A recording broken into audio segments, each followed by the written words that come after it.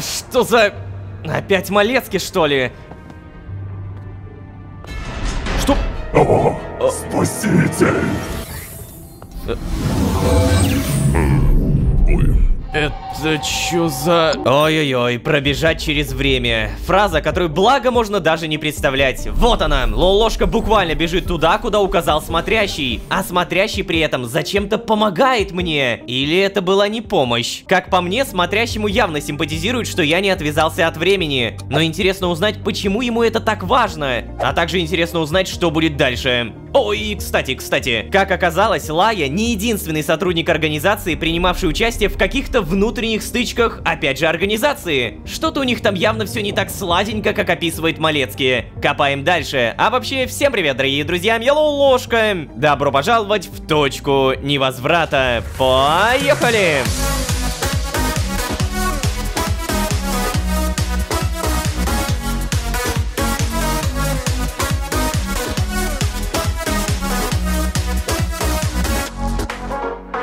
И снова всем привет, дорогие друзья, я Лолошка. Добро пожаловать в точку невозврата, сезон, в котором мы узнали очень много. Первое. Малецкий никогда раньше не встречал привязанного ко времени, как я, который может проходить через время. Второе. Существует много других мертвых веток, которые продолжают закрываться путем убийства выживших. Например, как Ноктир в предыдущей серии. Третье. В самой организации происходят разного рода стычки, о которых Малецкий не может пояснить, но при этом говорит что-то в духе «Да 100% из-за зарплатной какой-то истории». Ага, свергнуть организацию из-за зарплаты. Так я и поверил. И, наконец, четвертое, самое главное, мы подписали чертов контракт. Как вы понимаете, координаты какой-нибудь живой временной ветки мне теперь не дадут. Да и не дали бы до этого, ибо, опять же, я подписал контракт. Я напомню, организация о самой себе хранит тайну. То есть, если я попробую о ней кому-нибудь рассказать, мне явно трындец, потому что я нарушу анонимность. Короче, ладно, в любом случае, я не собирался пока что идти против организации, но зато я точно собирался сделать экстренные аккумуляторы. Все вещи уже собраны. Один забрать, второй забрать. Спасибо. Так, ладно. Что-то я все-таки чувствую себя ужасно. Перемещаться через пустошь оказывается очень тяжело. Такое ощущение, будто из меня высасывают энергию, и как будто дело не только в костюме из антискинта. А еще это задание. Ноктир. Я ведь до сих пор помню этот мерзкий звук, когда его расплющило. Неужели действительно не было никакого другого выхода? Неужели мы никак больше не могли помочь ему? Я ведь даже не пытался и... Нет, ладно, нет. Я не могу сейчас об этом думать. Надо просто постараться отвлечься. Так, что еще произошло в эту вылазку? Я узнал, что в организации есть недовольные и что привязаться обратно ко времени нельзя. Да, надо записать это, пока не забыл. И пока есть хоть какие-то силы. Ой, слушай, что-то мне не нравится это. Очевидно, что использовать антискинт при телепортации это антикруто. А тут еще, видите ли, не просто телепортация, но и перемещение через время. То есть, когда он супер быстро бежит, вы видите, сколько искры из него выливается. При совмещении с антискинтом это же мега губительно. И это перед нами еще мироходец, который первый, а не просто обычный мироходец. Так, короче, прописываем Прунус. Спасибо большое. Так, Лая... Нет, ее здесь нет. Хорошо, давай тогда напишем. Использовать доска.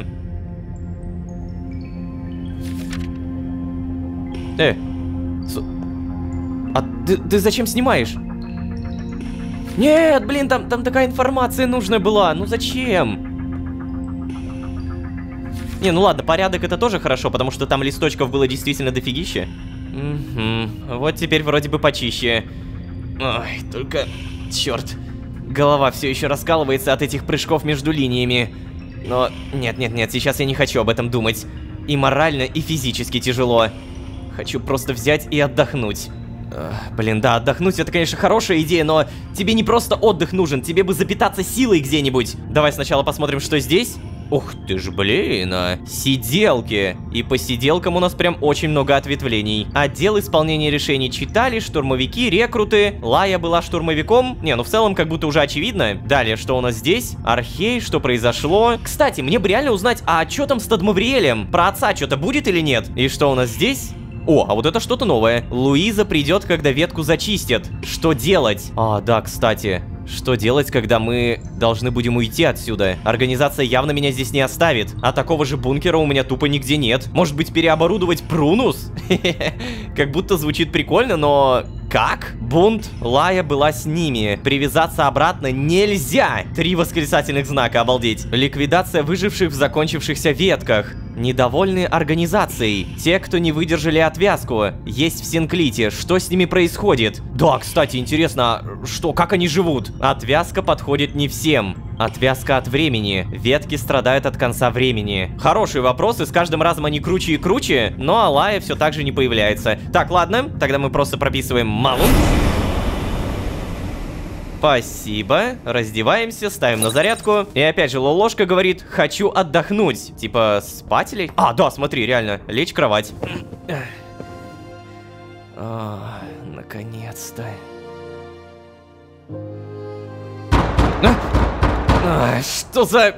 Опять Малецкий, что ли? Ай. Ладно, сейчас. О, стоп, это не я управляю.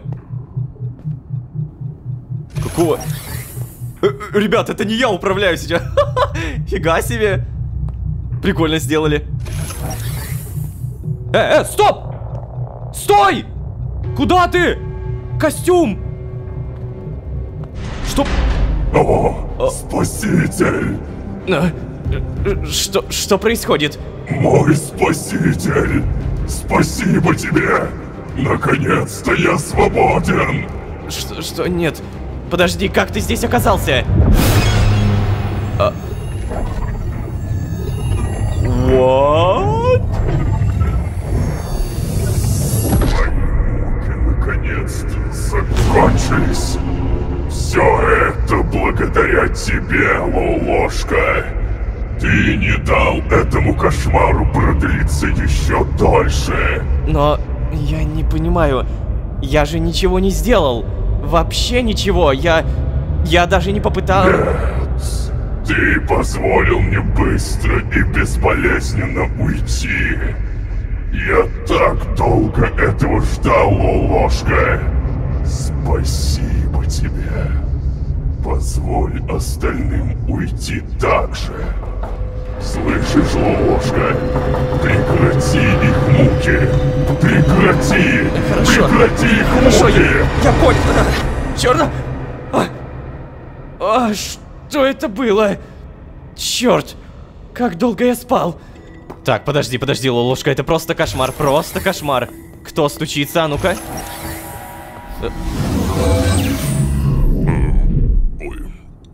Прошу прощения, мистер Лолошка. Это чё за... Вы долго не открывали, а мне нужно было срочно с вами поговорить. Прошу прощения. Что за... Вы кто такой? Ну, да, точно. Меня зовут Стил Бэннер. Я старший сотрудник отдела расчета заработной платы. Очень приятно с вами познакомиться, Лолошка. Нифига себе. Вы кто? Демон? Дьявол? Ладно, пожать руку. Шли, Стил Бэннер, ты бы мог подождать, пока я тебя открою? Зачем вот так вот врываться-то? Вы что, в вашей организации все такие? О, я просто пришел к вам обсудить вопрос вашей зарплаты. Зарплаты? Именно так. Мы же в конце концов не можем вам не платить. А, кстати, почему не можете? Ну, как это? Потому что у нас с вами подписан контракт о возмездном оказании услуг. Нет, я не про это. Мне кажется, ты не понимаешь. Зачем вам мне платить? Я же в любом случае не смогу потратить эти деньги. Я и так могу бесплатно брать все, что захочу, и... Да, конечно. Но наш с вами контракт предполагает, что вы выполняете поручения организации, а взамен получаете вознаграждение. Даже в рамках стажировки на позицию в штурмовой отряд. Мы не можем нарушать условия контракта. Ну что ж, ладно.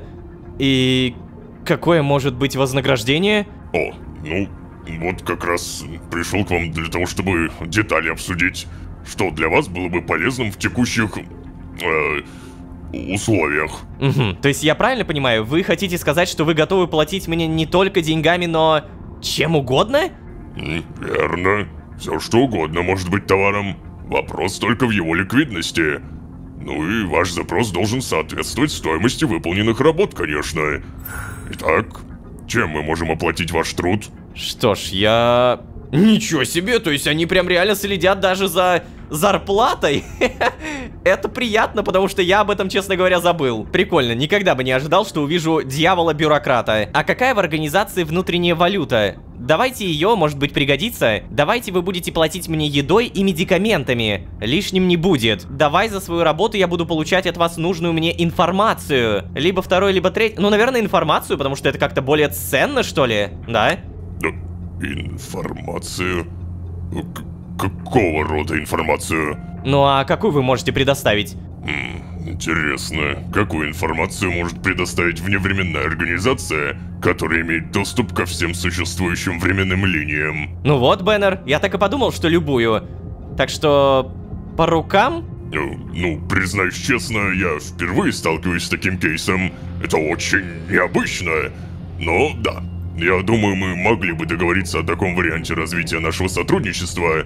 Правда, мне нужно будет понимать, какая информация может вас заинтересовать. Уж чего-чего, но мы не сможем предоставлять вам конфиденциальную информацию об организации и работающих в ней лицах. Ну, знаете, никто и не говорил, что для вас это будет легко и дешево.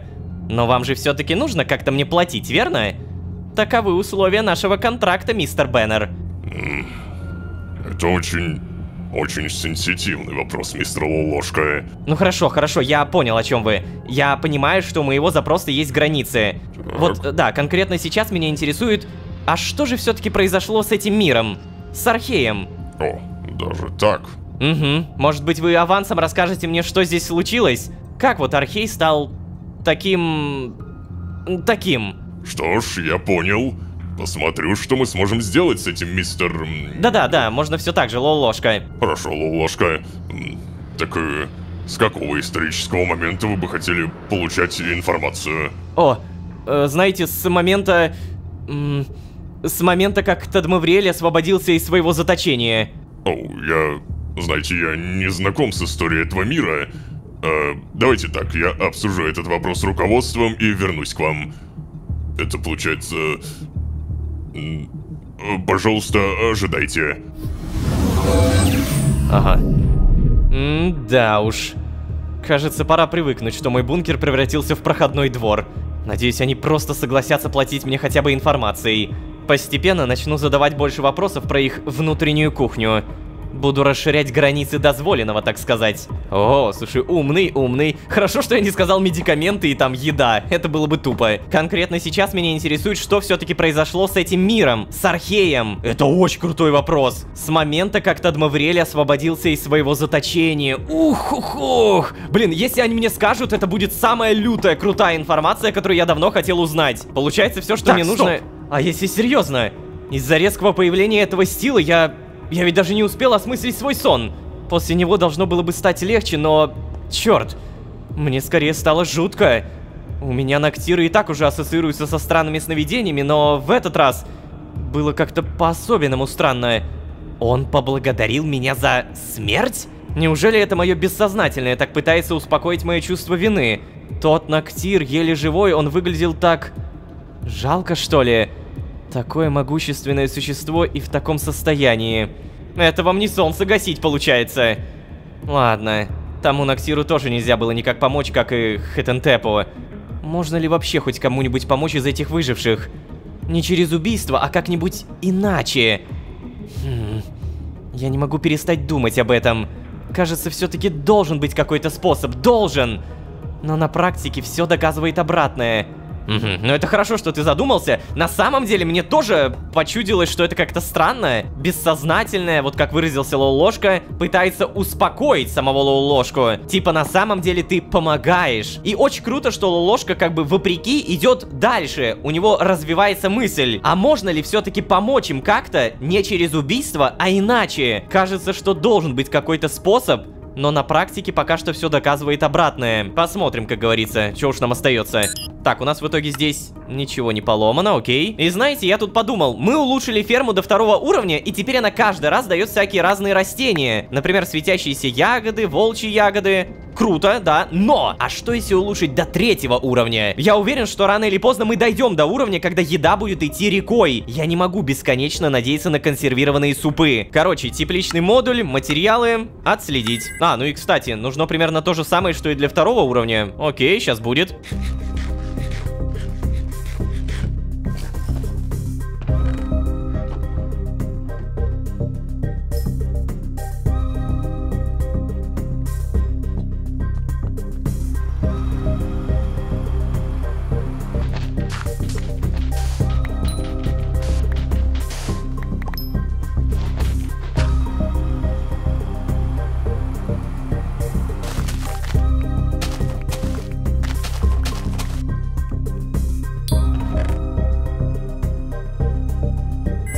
Оу, yeah. Задание тепличный модуль 3 выполнено. Это было быстрее, чем я думал. Улучшить.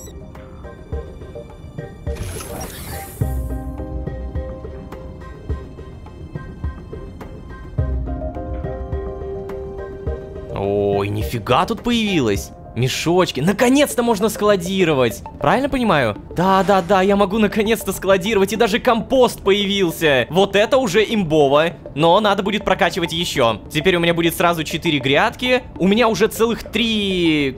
Кстати, как это называется? Я забыл. А, точно, клош. Значит, отсюда мы берем семечки, пихаем их сюда. А вот тут можно даже складировать. Господи. Итак, мистер Ложка, я, обсудил ваш запрос с моим непосредственным руководителем. И что вам сказали? Ой, ну, буду с вами честен. У руководства возникли некоторые сомнения относительно такой транзакции, поскольку стоимость информации еще никогда не высчитывалась в конкретном эквиваленте. Ой, но, знаете ли, они были очень воодушевлены вашей нетривиальной просьбой. Воодушевлены? Ну, конечно. Вы ведь могли попросить все, что угодно, но пожелали лишь получить ответы на свои вопросы. Это, знаете ли, очень необычный жест. Положительно вас характеризует. Мы готовы согласиться на такой формат сотрудничества. Но, конечно же, на период действия вашего временного контракта. Вот. Распишитесь здесь, пожалуйста.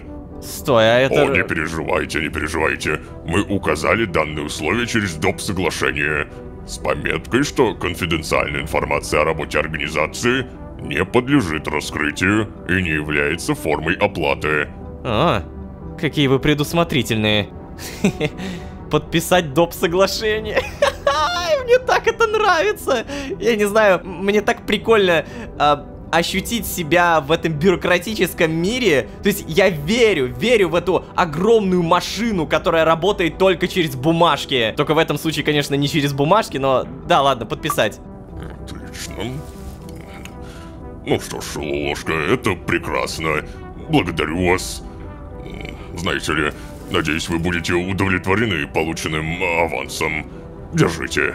Что это, история Архея? Простите, а что это? Ну как же, здесь содержится ответ на ваш вопрос. Чтобы вам было не скучно читать, мы сделали специальное художественное и звуковое сопровождение с помощью искусственного интеллекта.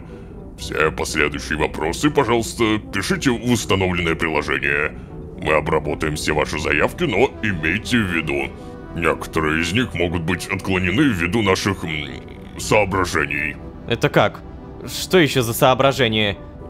Пункт 2.1 вашего доп. Соглашения о временном трудоустройстве.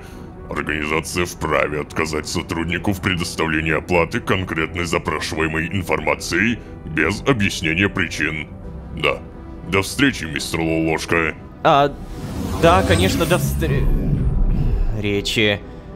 Да уж, какой жеманный... человек.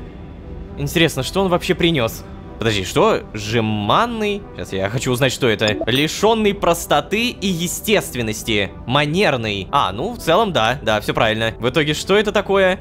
Планшет сотрудника организации. Хоть что-то в этом мире не требует подзарядки. Ха-ха, да ладно. А как это они так сделали, что не требует? Ладно, давай посмотрим. Внимание! Это видео было сгенерировано с помощью нейросети на основании различных источников. Изображение может выглядеть реальным, но не забывайте, что это симуляция. Историю Архея в этой линии можно разделить на несколько крупных эпох. Эпоха Затишья, эпоха Пробуждения, эпоха Упадка и эпоха Возрождения. В эпоху Затишья архейцы проживали в отдельном измерении, косвенно связанном с самим миром. Согласно некоторым источникам, оно называлось Сомнос. Сомнос был создан искусственно, одним из магов времен до Затишья, как убежище и защита от опасности, которая царила в мире до периода Пробуждения. Перемещаться из данного измерения в Архей существа могли с помощью скинта. Это разрешалось только отдельным специально обученным воинам, ведь в оригинальном мире царило страшное зло, подчиняющее себе через физическую и душевную болезнь. Так жители Архея называли существовавшее в ту эпоху божество. Одно из имен этого божества было Отец. Однако точной информации, почему именно так, у нас нет. Архейцы же покидали Сомнос только с целью бороться против Отца. Эпоха Затишья была окончена, когда божество было повержено и лишено своей силы. Но по некоторым источникам божество не погибло, а покинуло Архей. Хотя критики не согласны с данной теорией, так как перемещение из Архея в другие миры никогда не было возможным. С гибелью или же исчезновением этого божества началась эпоха Пробуждения. Необходимость в Сомносе в данный период была утрачена, а само измерение постепенно забыто. Одним из основополагающих факторов развития цивилизации Архея в эпоху Пробуждения был скинт. Скинт и его частицы, спарки, использовались в ежедневных бытовых нуждах, как источник энергии, как источник тепла, света и товарообмена. Добыча скинта была одним из главных производственных процессов Архея. Однако же, данный ресурс был исчерпаем, и постепенно его повсеместное использование стало сокращаться. Уже под конец эпохи Пробуждения скинт превратился в статусный символ. Его использование могли позволить себе только представители архейских элит. В период Пробуждения случались межрасовые и гражданские войны за скинт и спарки. Искусственно производить скинт невозможно, поэтому постепенно он полностью исчез. Также исчезновение скинта было сопряжено с регрессом социально-экономического развития Архея. Этот период можно обозначить эпохой упадка. В общем и целом, исчезновение скинта связано с исчезновением магических способностей архейцев.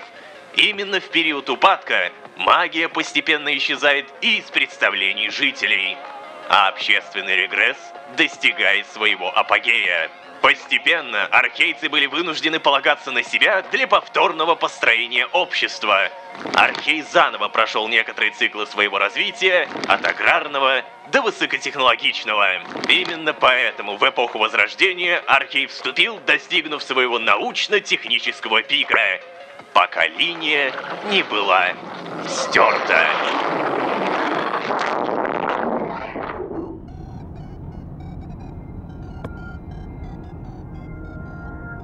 Но много информации, я согласен, Лолошка.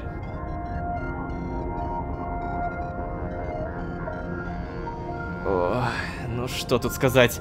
Эта информация выглядела действительно правдоподобнее, чем то, что было в музее. Однако их изображение Тадмавриэля меня поистине смутило. Да, я как бы понимаю, что это была генерация с помощью искусственного интеллекта, но... Почему именно отец выглядел так? Странно. Все остальное было более-менее реальным, но вот именно фигура Тадмавриэля, она была как будто намеренно искажена. Или же организация просто не знает, как он выглядел. Так, ладно, в любом случае теперь я знаю, что скинт исчез не из-за какой-то катастрофы, и не из-за конца времени. Скинт исчез, потому что архейцы неразумно использовали его. Это подтверждает мои опасения. Междумирка действительно отдала нам весь свет, что в ней был. А еще я заметил, что на всех кадрах в Архее были сумерки. Даже после предполагаемой гибели Тадмавриэля. Все еще непонятно, куда же пропал отец. Вряд ли архейцы действительно убили его. И все-таки теперь у меня ощущение, что с помощью этого видео я больше узнал об организации, чем об Архее. Информация, которую они мне дали, явно была тщательно отфильтрована. Например, там ничего не было про то, что некоторые жители Археи знали про конец света. И готовились к нему. А владелец моего бункера так вообще подготовился идеально. Хотя, судя по всему, его это не то чтобы спасло. Тадмавриэля как будто специально исказили, чтобы я не узнал, как он выглядит. То есть, они предполагают, что я не знаю, как он выглядит? О, и кстати, вопрос. Как восстановилась эльфийская раса? О. Блин, тот самый момент, когда после монолога Лолошки я не знаю, что добавить. Это хорошие вопросы, правда, но я их уже в целом задавал, и то, что нам сейчас дали сгенерированное видео, которое было отфильтровано, где специально исказили Тадмавриэля, оно лишь задает еще вопросы. Если это сделала организация, то зачем им это? Блин, эти вопросы. Так, ладно, что у нас там по заданию? Узнать, что произошло. Окей, теперь я знаю, что опасность, которая грозит мне в Архее и в других мирах, это буквально концентрированное в воздухе время. А еще теперь я знаю, что именно случилось с Археем. Тадмавриэль исчез. Хоть и неизвестно, как это произошло. Скин тоже, потому что архейцы неразумно его использовали. И все погибли, потому что эта линия была стерта. Но я до сих пор не понимаю, мне так и не ответили. Почему в свои последние дни архейцы готовились к концу света? Почему они строили бункеры? Кто знал об этом? При этом кто распространял эту информацию? Знали ли они про конец времени или, может быть, готовились к другой катастрофе? Мы помним, что в одном воспоминании, когда люди, эльфы и орки, там вот челики разговаривали друг с другом, они сказали, что какой-то психопат предупреждал. Мы понимаем, что это скорее был Иоганнес. А может быть, нет?